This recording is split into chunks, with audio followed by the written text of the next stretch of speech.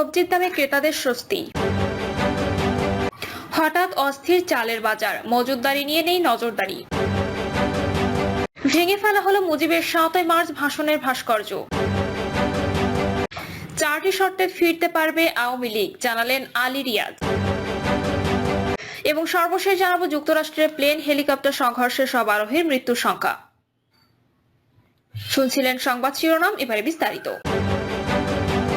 সবজির দামে ক্রেতাদের স্বস্তি। বাজারে বেড়েছে সবজির সরবরাহ, ফলে দাম গত কয়েক সপ্তাহ ধরে কমে যাচ্ছে। দাম কমা স্বস্তি ফিরেছে ক্রেতাদের। বিক্রেতারা বলছে গত 2 মাস আগের তুলনায় বাজারে সবজির সরবরাহ বেড়েছে, সে সঙ্গে বেড়েছে বিক্রিও। রাজধানীর শান্তিনগর বাজারে সাপ্তাহিক ছুটির দিনে বাজার করতে আসা বেসরকারি চাকুরিজীবী আসাদুজ্জামান বলেন, বাজারে সবজির দাম তুলনামূলক কম, যে কারণে এই সময়ে ইচ্ছে মতো সবজি কেনা যাচ্ছে। 2-1টি সবজি যেগুলো এখন মৌসুম নয়, সেগুলো ছাড়া সব ধরনের সবজির দামই কম। 2-3 মাস আগেও সবজির দাম খুবই চড়া ছিল, তখন ক্রেতারা, আমি নিজেও হাফ কেজি 250 গ্রাম করে সবজি কিনেছি। সেই তুলনায় এখন সবজির দাম অনেক কম, এসে ক্রেতাদের স্বস্তি ফিরেছে। সবজির দামের মতো যদি অন্যান্য সব পণ্যের দাম কম থাকতো, তাহলে সাধারণ ক্রেতারা আরো স্বাচ্ছন্দ্যে কেনাকাটা করতে পারতেন। মালিবাগ বাজারের আরেক ক্রেতা ফয়সাল আহমেদ বলেন, কিছুদিন আগেও অতিরিক্ত দামের কারণে আমরা সবজি কিনতে পারতাম না, সেই তুলনায় এখন সবজির দাম কম। মূলত শীতকালীন সবজির সরবরাহ বেশি থাকায় দামটা আমরা কম পাচ্ছি। তবে শীত চলে গেলে মনে হয় আবারও সবজির দাম বেড়ে যাবে। বাজার সংশ্লিষ্ট যারা আছেন তাদের উচিত হবে সবসময়ের জন্য বাজার নিয়ন্ত্রণে রাখার উদ্যোগ গ্রহণ করা, নইলে ফের সবজির দাম বেড়ে যাবে। বর্তমানে সবজির যে বাজার দর আছে, তাতে করে ক্রেতারা স্বাচ্ছন্দ্যে কিনতে পারছেন। নিম্ন আয়ের মানুষ থেকে শুরু করে মধ্যবিত্ত শ্রেণীর সবার জন্য বর্তমানে সবজির বাজার নাগালের মধ্যে। সবজির দামের বিষয়ে রামপুরা বাজারের সবজি বিক্রেতা রিয়াজুল ইসলাম বলেন, পুরো বছরের মধ্যে বর্তমানে সবজির দাম সবচেয়ে কম। সব ধরনের সবজির সরবরাহ বেড়েছে বাজারে। শীতকালীন পুরো সময় জুড়েই সবজি এমন সরবরাহ থাকবে, যে কারণে বাজারের সবচেয়ে কম দামে সবজি কিনতে পারছেন ক্রেতারা। এতে করে আমাদের বিক্রিত পরিমাণও বেড়েছে। দাম বেশি থাকার সময় একজন ক্রেতা আধা কেজি 250 গ্রাম করে সবজি কিনত। বর্তমানে দাম কম থাকায় সেই ক্রেতার অনেক বেশি পরিমাণে সবজি কিনছে। এতে করে আগে যদি এক আইটেম সবজি 5 কেজি বিক্রি হতো, এখন সেই সবজি বিক্রি হচ্ছে 10 থেকে 15 কেজি। যুক্তরাষ্ট্রের প্লেন হেলিকপ্টার সংঘর্ষে সব আরোহীর মৃত্যুর সংখ্যা। যুক্তরাষ্ট্রের ওয়াশিংটনে মাঝ আকাশে যাত্রীবাহী উড়োজাহাজ ও সামরিক হেলিকপ্টার সংঘর্ষের পর নদীতে বিধ্বস্ত হওয়ার ঘটনায় কমপক্ষে 30 জনের মধ্যে উদ্ধার করা হয়েছে। এখন ধারণা করা হচ্ছে ঘটনার শিকার উড়োজাহাজের 64 আরোহী ও হেলিকপ্টারের 3 সেনার কেউই বেঁচে নেই। রাতে রোনাল্ড রিগান ওয়াশিংটন ন্যাশনাল এয়ারপোর্টের কাছে মাঝ আকাশে আমেরিকান এয়ারলাইন্সের একটি অভ্যন্তরীণ যাত্রীবাহী প্লেনের সঙ্গে মার্কিন সেনাবাহিনীর একটি ব্ল্যাক হক হেলিকপ্টারের সংঘর্ষ হয়। পরে উড়োজাহাজ ও হেলিকপ্টারটি হিমশীতল পটোম্যাক নদীতে বিধ্বস্ত হয়। যুক্তরাষ্ট্রের 15 বছর পর কোন যাত্রীবাহী বিমান দুর্ঘটনার শিকার হলো। আমেরিকান এয়ারলাইন্স কর্তৃপক্ষ নিশ্চিত করেছেন উড়োজাহাজটিতে 64 জন আরোহী ছিলেন।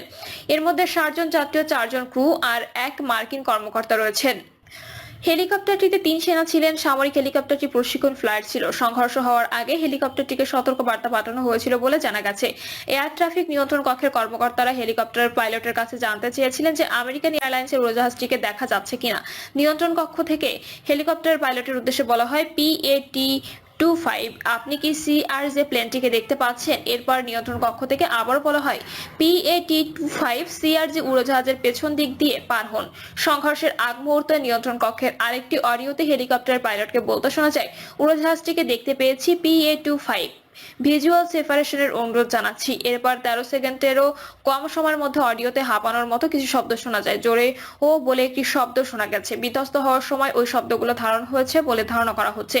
অডিওটিতে অন্য একটি উড়োজাহাজের পাইলটের কথাও শোনা গেছে, যিনি ওই সংঘর্ষ বিধ্বস্ত হওয়ার ঘটনাটি দেখেছেন এবং নিয়ন্ত্রণ কক্ষকে নিশ্চিত করেছেন। আরেক পাইলটকে বলতে শোনা গেছে, হ্যাঁ, আমরা রানওয়ের কাছে ছিলাম ও পটোম্যাক নদীর অপর পাশে আগুনের শিখা দেখেছি। নজরদারি নিয়ে নেই নজরদারি। চট্টগ্রামে হঠাৎ অস্থির হয়ে উঠছে চালের বাজার। পাইকারি ও খুচরা উভয় বাজারে প্রতি বস্তা চালে 15 দিনের ব্যবধানে 300 থেকে 500 টাকা পর্যন্ত বেড়েছে। আর শেষ সপ্তাহে বস্তা প্রতি কমেছে 100 থেকে 200 টাকা। ব্যবসায়ীরা জানিয়েছেন, আগামী বৈশাখে বোরো মৌসুমের নতুন চাল বাজারে না আসা পর্যন্ত দাম ওঠানামায় থাকতে পারে। চাল ব্যবসায়ীদের দাবি, বৃহৎ কর্পোরেট প্রতিষ্ঠানগুলোর অতিরিক্ত মজুতদারি বাজারে সংকট তৈরি করছে। এ নিয়ে সরকারের তেমন নজরদারি নেই। বাজারে স্থিতিশীলতা ফেরাতে নজরদারি বাড়ানোর তাগিদ তাদের। এ সময় জিরা, শাল, সেদ্ধ চালের দাম সবচেয়ে বেশি বেড়েছে। এক সপ্তাহ আগে এ চাল ছিল প্রতি কেজি 75 টাকা, এখন বিক্রি করছে 82 টাকায়। মিনিকেট সেদ্ধ ছিল 7 টাকা, এখন প্রতি কেজিতে 5 টাকা বেড়ে 65 টাকায় উঠেছে, জানান এই খুচরা ব্যবসায়ী। খুচরা বাজারে বাড়লেও পাইকারিতে চালের দাম কমছে বলে দাবি ব্যবসায়ীদের। চট্টগ্রাম রাইস মিল মালিক সমিতির সাধারণ সম্পাদক রফিকুল্লাহ, তিনি নগরীর চাকতাই এলাকার মেসার্স রফিকুল্লাহ রাইস এজেন্সির স্বত্বাধিকারী। এবার সরকারের অনুমতি নিয়ে চালও আমদানি করেছেন তিনি। আমন মৌসুমে সারা দেশে বন্যার কারণে ফলন কম হয়েছে, যার প্রভাব পড়েছে বাজারে। এখন ভারত থেকে পর্যাপ্ত চাল আমদানি হয়েছে, কয়েকদিন ধরে চাকতাইয়ের বাজারে বিক্রি কম, দামও পড়তির দিকে। আমনের ভরা মৌসুমে বড় বড় কর্পোরেট ব্যবসায়ীর বেশি করে ধানের মজুত রয়েছে, এ কারণে চালের বাজারে স্থিতিশীলতা আসছে না। সরেজমিনে বিভিন্ন আড়ত ও খুচরা বাজার ঘুরে জানা গেছে, গত 15 দিন ধরে চালের বাজারে অস্থিরতা তৈরি হয়েছে। বিশেষত আমন মৌসুম শেষ হওয়ার পর নতুন মৌসুমে ধান ওঠার মাঝের সময়টাতে বাজারে চালের সংকট তৈরি হয়। বিগত বছরগুলোতেও ওই মাঝের সময়টাতে চালের বাজার অস্থির হয়ে উঠত দেখা গেছে। তবে এবারে চিত্র ভিন্ন। আমন মৌসুম শেষ হলেও চালের বাজারে ক্রেতাদের জন্য কোনো সুখবর নেই। ভেঙে ফেলা হলো মুজিবের 7ই মার্চ ভাষণের ভাস্কর্য। রাজধানীর কবি নজরুল সরকারি কলেজে শেখ মুজিবুর রহমানের 7ই মার্চের ভাষণের ভাস্কর্য মুক্তির সোপান ভেঙে দিয়েছে একদল শিক্ষার্থী।